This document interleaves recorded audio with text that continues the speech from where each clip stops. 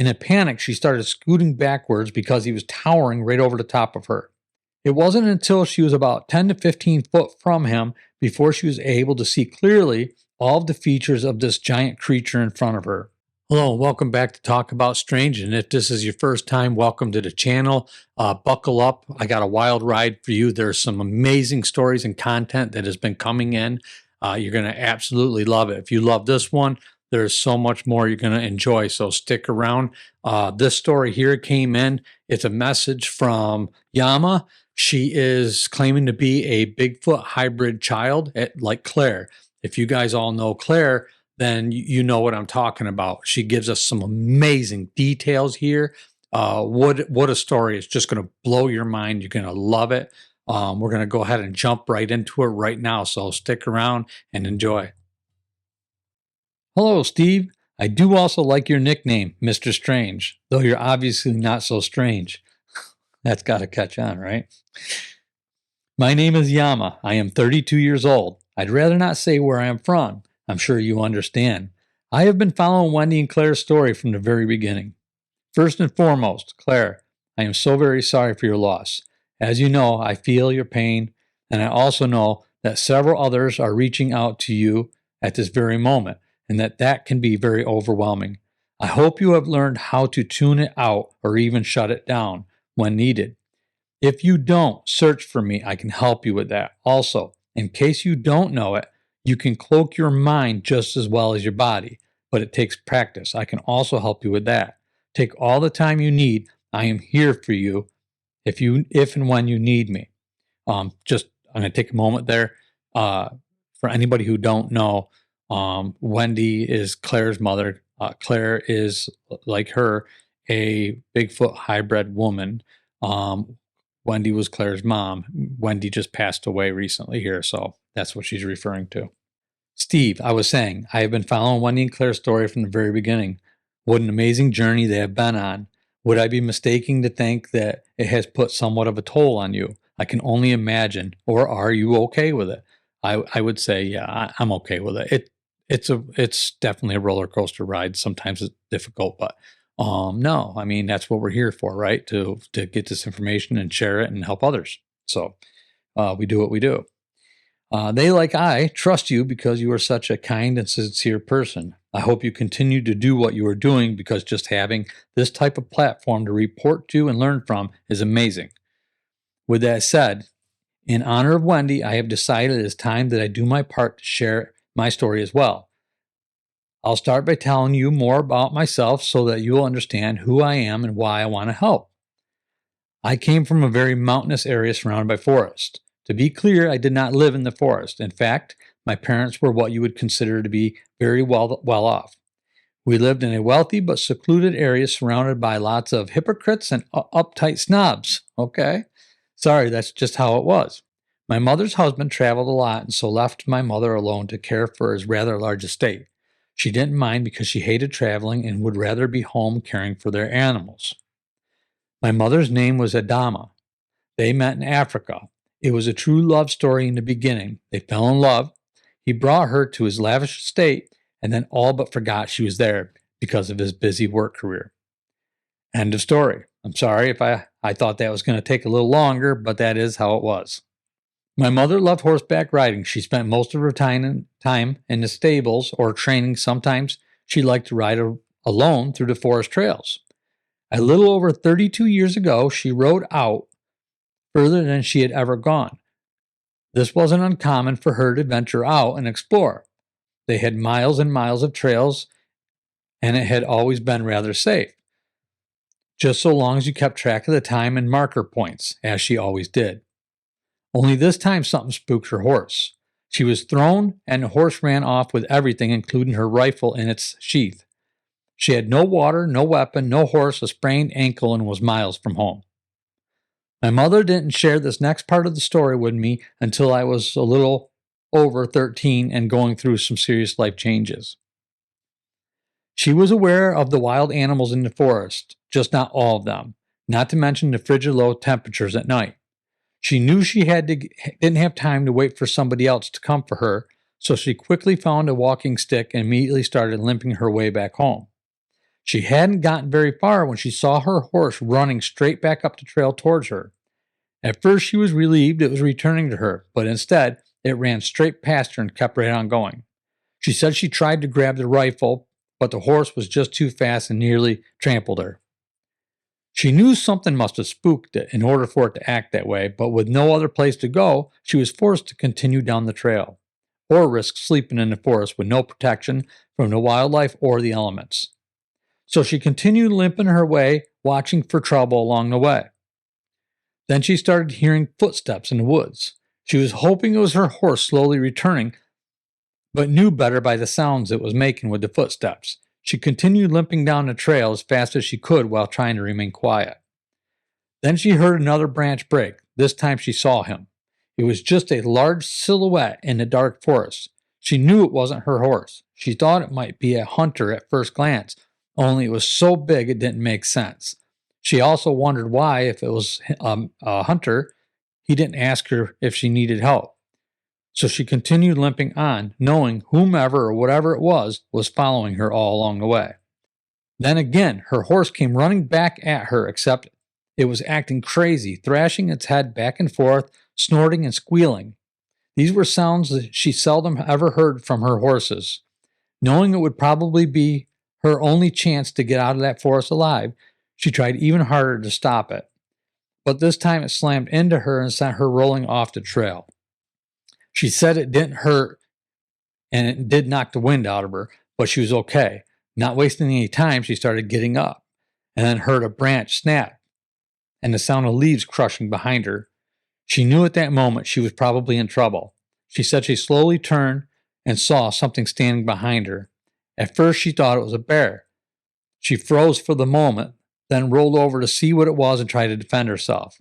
In a panic, she started scooting backwards because he was towering right over the top of her, so close that she couldn't even make out what she was looking at. It wasn't until she was about 10 to 15 foot from him before she was able to see clearly all of the features of this giant creature in front of her. Yet she still didn't understand exactly what it was.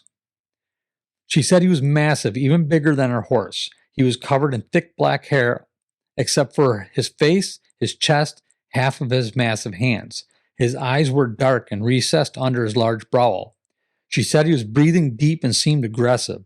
Then all at once he leaned back, took a deep breath, followed by a wolf-like howl, only louder and more guttural. At that point, she tried to get up and run, but he followed her. As hard as she tried, she couldn't get away from him. Then he let out a scream, and she felt his wet, disgusting breath on the back of her head because he was right over the top of her again. The next thing she knew, she woke up. She felt dazed and confused and didn't even know if it was evening or if it was the morning light that she was seeing shining through the trees. Fortunately for her, she recognized the area, so she knew he didn't take her someplace where she would be lost. As she tried to move, she felt like she had been run over by a steamroller.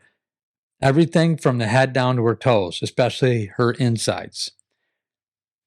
She started looking herself over. Her clothes were shredded, and her forearm felt like it was broken on her left arm.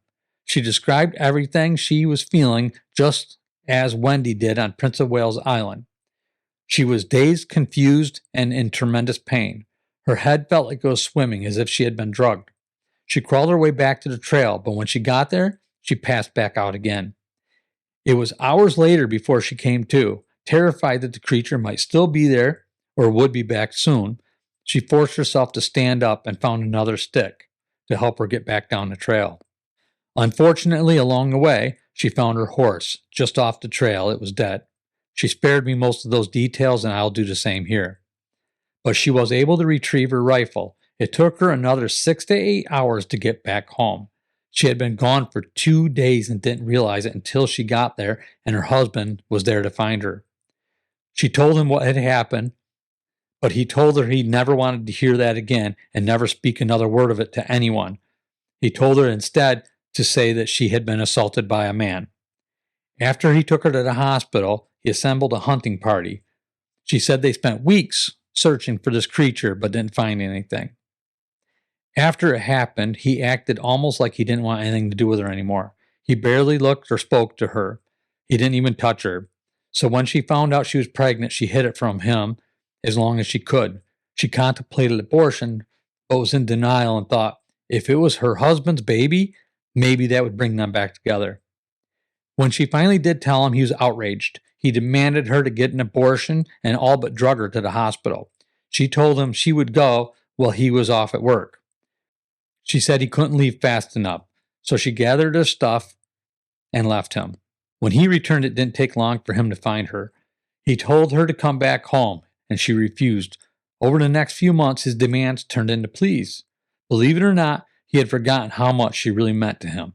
He told her he would do whatever it took to get her back, and he wanted her to come home, even if it meant staying apart and just giving her all the attention and space she needed, as long as she got the care she needed. He even promised to work from home from that point on if that is what she wanted. Finally, she caved and returned home with him. It took some time, but she said their relationship had grown and that things were better than they'd been in a very long time. And then she had me. Unfortunately, my mother didn't survive birthing me.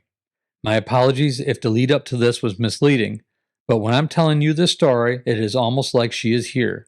My mother was amazing at keeping journals and recorded several videos and messages for me. Her husband raised me the best he knew how. I'm proud to call him my stepfather. He didn't just make sure I had all the best medical care I'd ever need, he treated me like I was his own flesh and blood. He always talked about my mother and what a remarkable woman she was. He also told me that I was very special and that someday he would explain to me just exactly how special I was. Well, that time arrived when I was 13. I always knew that I was different and had gone through a lot growing up. Probably not much different than Clair, I would imagine. Things about me started changing. I was going through a mental and physical growth spurts. I started hearing and seeing very strange things, like dreams, only I was awake. I started sensing things like emotions, but not mine or my stepfather's. I felt like they were coming from the forest. I told my stepfather what was happening, and he asked me to describe it the best I could. I explained that I was having daymares, like nightmares, only the nightmares were even worse. I told him I was seeing faces and hearing voices that I didn't understand. When I described to him what I was seeing, his face went flush, as though he'd saw a ghost. He told me that it was time and took me to his study. Behind a library case was a hidden room. In that room, he had pictures of him and my mother all on the walls. And in the middle of the room was a trunk. Inside that trunk was all the pictures, videos, and diaries that she wanted me to have. I asked him why she had kept all this. He said it was because as soon as she found out she was pregnant, she knew she was going to die. I told her that I wouldn't allow that to happen, but she knew there were some things in this world we didn't have any control of. So she made me promise that I would give this to you when I thought the time was right. And then before he left me, he said this was going to sound remarkable and terrifying to be prepared, and that he was here for me when I needed him. What I just shared with you came from the trunk, and I know who I am today because of it. While I was learning about myself, my stepfather hired a moving company. By the end of that day, we were headed across the country. He told me that the description I gave him was the creature that assaulted my mother. He was afraid that it was coming for me, and so we fled the country. Over the next several years, he and I dove deep into researching these Klansmen, trying to find out whom they are, where they came from, and why I could sense them. Now, I know this is going to sound like a cheap Rob Bowman movie, but my father made sure that I was highly trained in martial arts, military, and bush-style fighting, along with self-defense. I've never needed to use any of it, other than just for fun, but it's nice to know that I have it, and it couples with my other abilities. My father retired and moved back home years ago. I still travel the world meeting and studying people like me and Claire and have interactions with several Klansmen, but not my blood father. I don't think that day will ever come, as I'm afraid of what I might do. I still go home when I know my blood parent isn't there in the area and spend time with my father. With all that said, there are a lot of us. Some never even realize who they are. Not all of us inherit that trait. Some are born almost completely like a human baby. Others are closely related to their blood parents and have no choice but to flee the forest. Others simply die. The real unfortunate ones end up in labs. Yes, labs, more than you would know. Then some end up like Kyle, completely lost and misunderstood. I'll take a moment there. If you don't know about Kyle, Bigfoot in the Big Apple, Bigfoot in the City, the video I just put up. There was a hybrid child or man living in the tunnels of New York City. So there's been a lot going on there. So anyway, on that note, correct me if I'm wrong, but as far as I can tell, Kyle is no longer in the city. I'm assuming that that is a good thing. I just want Claire to know that I am willing and able to help him. Just say the word. Otherwise, I'll leave that in her capable hands. Just know that there are others willing to help. Even Claire is not alone. Well, I guess that concludes my story for now. Again, I really appreciate you and your TAS family. I'm sure this won't be the last time you hear from me. So until next time, Yama. Wow. Okay. I mean, whew, there you go. I mean, what another amazing story that we've received. It just blows my mind. Look, you guys believe what you want. I'm going to give you a quick disclaimer. I can't vet these stories, so I can't tell you they're true, they're false, they're real, they're not. Okay, I leave that to you to decide what you think about it or what you believe about it. But all I know is it's absolutely positively remarkable, and I really appreciate it. So out to Claire again. I hope she's doing well. To all you other ones that are following the story, there'll be more to come in regards to Kyle. But I can tell you that Kyle is out of the city at this point. So know that things are happening still. And but there's, I'll share that with you probably here soon. Get you posted completely on what's been going on there. All right. Other than that, I also want to let you know that I put a membership link. I created a membership link. So if you're using a phone, it's hard to get a membership. So I'm really proud of myself because, I have a hard time with some of this technical stuff, and I did this myself. So I created a membership link and I put it on, underneath the links under the more section, whatever. You guys can check that out. And if you want to become a member, go ahead, join up to become a member. And, check out the Talk About Strange store. We had Derek Burry just bought somebody else, Wendy. A few people have been picking up some stuff from the store, and I really appreciate it. It really helps the channel, and that's been really going good. So thank you so much for that. And that's it. That's all I have for now. Thank you for joining me here. I can't wait to see you again really soon.